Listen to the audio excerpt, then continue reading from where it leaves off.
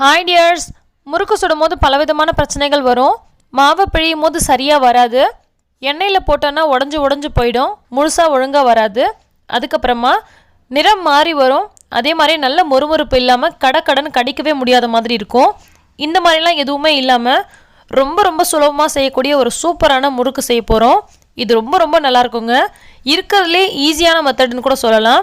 அவ்வளோ டேஸ்ட்டாக இருக்கும். கண்டிப்பாக அதை நீங்கள் செஞ்சு பாருங்கள். இதே மெத்தடில் செய்யுங்க, ரொம்ப சூப்பராக வரும். முறுக்கு சுடும்போது எப்போதுமே உளுந்த வறுத்து அரைப்போம். வறுத்து அரைக்கிறதுனால முறுக்கோட நிறம் நல்லா மாறிடும். அதே நேரத்தில் கொஞ்சம் ஹார்டாக இருக்கிற மாதிரி இருக்கும். ஆனால் இன்றைக்கி நம்ம அரை கப் அளவுக்கு உளுந்த ஒரு குக்கரில் சேர்த்துட்டு இது நல்லா ஒரு 3 முறை கழுவி எடுத்தாச்சு. இது கூட 1 கப் அளவுக்கு தண்ணி சேர்த்துட்டு குக்கரோட மூடி போட்டு ஒரு 2 விசில் போல் விட்டுக்கலாம். நல்லா சூப்பராக வெந்து வந்துடும். இந்த மாதிரியெல்லாம் செய்யலாமான்னு யோசிக்காதீங்க. எப்படி செஞ்சால் முறுக்கு ரொம்ப பர்ஃபெக்டாக வருமோ, எண்ணெய் குடிக்காமல் ரொம்பவே சூப்பராக டேஸ்ட்டாக, அதே நேரத்தில் நல்ல மொறுன்னு சாப்பிட்றதுக்கு நல்லா வாயில் வச்சதுமே கரைஞ்சி போகிற மாதிரி எப்படி செஞ்சால் இப்படியெல்லாம் வருமோ அந்த மெத்தட் தான் உங்கள் கூட ஷேர் பண்ணிகிட்ருக்கேன். இப்போ பார்த்தீங்கன்னா நல்லா 2 விசில் போல் வந்துடுச்சு. குக்கர் ஓப்பன் பண்ணி பார்த்துக்கலாம். நல்லா மைய வெந்து வந்திருக்கு. கைகளால் எடுத்து நசுக்கும் போது நல்லா நசுங்கி வருது பாருங்கள். இதை நம்ம ஓரளவுக்கு லைட்டாக சூடு ஆற விட்டதுக்கப்புறமா இதை ஒரு மிக்சர் ஜாருக்கு மாற்றிட்டு நல்ல ஒரு நைஸ் பேஸ்ட்டாக அரைச்சி எடுத்துகிட்டு வந்துடலாம். கொஞ்சம் கூட கெட்டிகள் இருக்கக்கூடாது. நல்ல ஸ்மூத்தான பேஸ்ட்டாக இந்த மாதிரி அரைச்சி எடுத்துகிட்டு வந்துடணும். இப்போ இதை நம்ம ஒரு பவுலுக்கு மாற்றிக்கலாம். அளவுகள் மட்டும் கரெக்டாக நோட் பண்ணிக்கோங்க. அரை கப் அளவுக்கு உளுந்து சேர்த்தோம். அதை ஒரு 2 முறை வாஷ் பண்ணிவிட்டு 1 கப் அளவு தண்ணி சேர்த்து 2 விசில் போல் வேக விட்டு அதை நல்லா நைஸ் பேஸ்ட்டாக அரைச்சி எடுத்துகிட்டு வந்தாச்சு. இப்போ அதை ஒரு பவுலில் மாற்றிட்டு இது கூட 1.5 கப் அளவுக்கு அரிசி மாவு சேர்த்துக்க போகிறோம். இந்த அளவுக்கு ரொம்பவே கரெக்டாக இருக்கும். இப்போ இது கூட 1 டீஸ்பூன் அளவுக்கு வெண்ணெயோ அல்லது நெய்யோ சேர்த்துக்கலாம். இது எதுக்காக சேர்க்குறோன்னா முறுக்கு நல்லா கிறிஸ்பினஸாக வரணுன்றதுக்காக. அதே மாதிரி ரொம்ப ஹார்டாக கடக்கு முடக்குன்னு இருக்காது.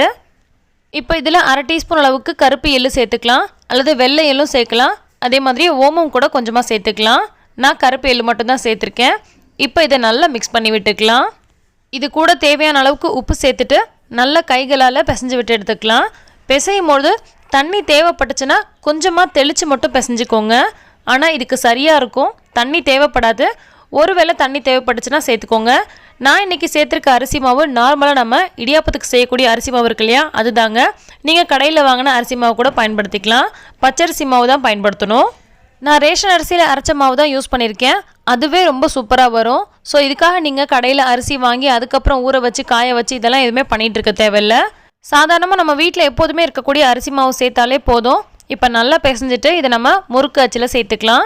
அச்சில் சேர்க்கறதுக்கு முன்னாடி கொஞ்சமாக நெய் அப்ளை பண்ணிக்கோங்க. ஒட்டாமல் அழகாக வரும். இப்போ இதை ஒரு குட்டியான பிளேட்லேயோ அல்லது கரண்டிலையோ இந்த மாதிரி நம்ம எண்ணெய் தடவிட்டு பிழிஞ்சு எடுத்துக்கலாம். எப்போதுமே முறுக்கு சுடும்பொழுது எண்ணெய் நல்லா சூடானதுக்கப்புறமா தான் உள்ளே போடணும். சூடாகிறதுக்கு முன்னாடியே போட்டோன்னா நல்லா எண்ணெய் குடிக்க ஆரம்பிச்சிடும். ஸோ எண்ணெய் நல்லா சூடானதுக்கப்புறமா போட்டுக்கோங்க. போட்டதுக்கப்புறமா மீடியம் அல்லது மீடியம் டு ஹை ஃப்ளேமில் வச்சுக்கோங்க. ஹை ஃப்ளேமில் வச்சு பொரிச்சிங்கன்னா உடனே நிறம் மாறிடும். ஆனால் உள்ளுக்குள்ளலாம் சரியாக வெந்து வந்திருக்காது. ஸோ மீடியம் அல்லது மீடியம் டு ஹை ஃப்ளேமில் வச்சு நல்லா பொரிச்சிக்கோங்க. இப்போ ஒரு சைடு நல்லா இந்த பபுள்ஸ் எல்லாம் அடங்கினதுக்கப்புறமா இன்னொரு பக்கம் திருப்பி போட்டு அதுவும் நல்லா வெந்ததுக்கப்புறமா பாருங்கள், இந்த பபுள்ஸ்லாம் வந்து லைட்டாக அடங்க ஆரம்பிக்கும். அந்த மாதிரி அடங்கினதுக்கப்புறமா இப்போ நம்ம ஒவ்வொரு முறுக்காக வெளியில் எடுத்துடலாம்.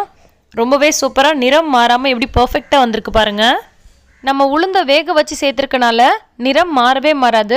ரொம்ப நேரத்துக்கு நம்ம வேக வச்சா கூட இந்த நிறம் வந்து அவ்வளோக்கா மாறாது.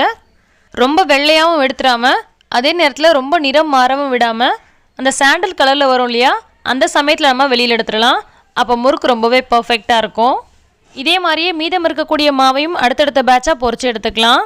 சீரியஸாக முறுக்கு சுடுறது அப்படின்றது மிகப்பெரிய ப்ராசஸ்ங்க. நம்ம என்ன தான் பார்த்து செஞ்சால் கூட பலவிதமான சொதப்பல்ஸ் வரும். ஆனால் இந்த மெத்தடில் ட்ரை பண்ணுங்கள். கேரண்டியாக சொல்கிறேன், நம்பி செய்யுங்க. அவ்வளோ சூப்பராக பர்ஃபெக்டாக வரும். டேஸ்ட்டு சான்ஸே இல்லை, ரொம்ப நல்லாயிருக்கும். நமக்கு தேவையான அத்தனையுமே இந்த முறுக்கில் இருக்குங்க. நிறைய பேர் நிறம் மாறுறதே ஒரு பெரிய பிரச்சனையாக இருக்கும். அந்த மாதிரி நிறம் மாறி போகும்போது முறுக்கு வந்து பார்த்திங்கன்னா ரொம்ப ஹார்டாக கடிக்க முடியாத மாதிரி இருக்கும். ஆனால் இதில் நமக்கு நிறம் மாறாது. ஏன்னா நம்ம உளுந்து வறுத்து விட்டு செய்யல, வேக வச்சு செஞ்சுருக்கோம். அதே மாதிரி நார்மலாக முறுக்கு செய்யும் போது நமக்கு பிழிஞ்சு எண்ணெயில் போட்டவுடனே பிரிஞ்சு போயிடும். ஆனால் இதில் அந்த மாதிரி பிரச்சனை வரவே வராது. இது எல்லாத்த விட நார்மலாக முறுக்கு சுடும் போது தண்ணி எக்ஸ்ட்ரா ஆகிடுச்சுன்னா எண்ணெய் குடிக்க ஆரம்பிச்சிடும். ஆனால் இந்த முறுக்கில் அந்த பிரச்சனை கிடையாது.